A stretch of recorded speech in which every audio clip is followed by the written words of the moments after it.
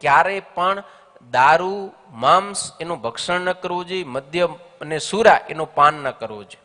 અરે એના મિશ્રિત જળની પણ ના પાડે છે. એનું પણ પ્રાયશ્ચિત શાસ્ત્રની અંદર બતાવ્યું છે. મદ્યસ્ય સ્પર્શેપી દોષમ આહ મનુ મહારાજાએ, એટલે આ વૃદ્ધ મનુએ મદ્યના સ્પર્શની અંદર પણ દોષ બતાવેલો છે ને શાસ્ત્રકારોએ એનું પણ પ્રાયશ્ચિત કીધું છે. એ આપણે સમજવા જેવું છે.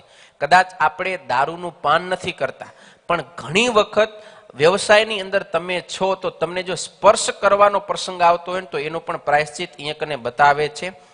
જાનવદ સ્નાન માત્રમ સ્યાત આના ભેરે કરાત્રકમ નાભેરુર્ધ્વમ ત્રિરાત્રમ સ્યાન મધ્ય સ્પર્શે ઉપોષણમ મધ્ય સ્પર્શે ઉપોષણમ.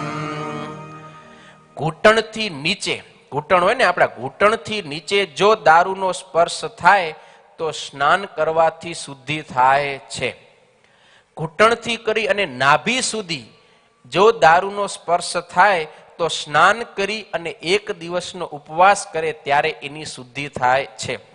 નાભીથી ઉપરના ભાગમાં ક્યાંય દારૂનો સ્પર્શ થઈ જાય તો સ્નાન કર્યા પછી 3 દિવસ સુધી લાગઠ ઉપવાસ રૂપ પ્રાયશ્ચિત બતાવ્યું છે, ત્યારે એની શુદ્ધિ થાય છે.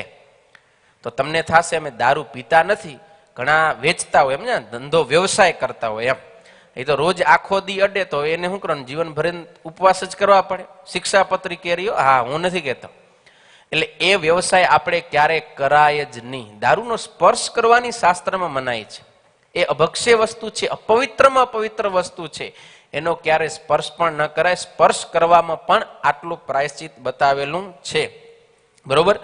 એટલે ક્યારે દારૂ ન પીવો જોઈએ. તમને દારૂની ઉત્પત્તિ વિશે કદાચ ખબર હશે કે દારૂ કેવી રીતે ઉત્પન્ન થયો. તો જ્યારે દેવો અને દાનવોએ સાથે મળી અને સમુદ્ર મંથન કર્યો અને એ સમુદ્ર મંથનમાં અનેક રત્નો નીકળ્યા છે. કૌસ્તુભ મણિ નીકળ્યો, ભગવાન વિષ્ણુએ રાખ્યો. ઐરાવત હાથી નીકળ્યો, ઇન્દ્રએ રાખ્યો. કલ્પવૃક્ષ નીકળ્યો, એને સ્વર્ગમાં મોકલ્યો. એમાં અનેક પદાર્થો નીકળતા નીકળતા મદિરા એટલે કે દારૂ નીકળ્યો. તો એ દારૂને ન તો ઋષિઓએ લીધો, ન દેવતાઓએ લીધો, પછી કોણે લીધો? દૈત્યોએ લીધો. કેમ? એ તામસ વૃત્તિવાળા હતા, એટલા માટે એણે એનો સ્વીકાર કર્યો. એટલે દૈત્યોને જ દારૂ ગમે છે, બીજાને ગમતો નથી. એટલે આપણે એમ કહેવાય નહીં, પણ આ શાસ્ત્રને આધારે સાબિત થાય કે દારૂ પીએ એને પછી કેવા કહેવાય.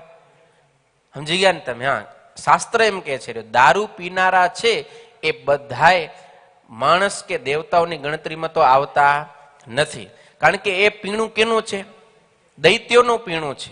એટલે આપણે કહેશું નહીં એને, પણ પોતે સમજી જશે.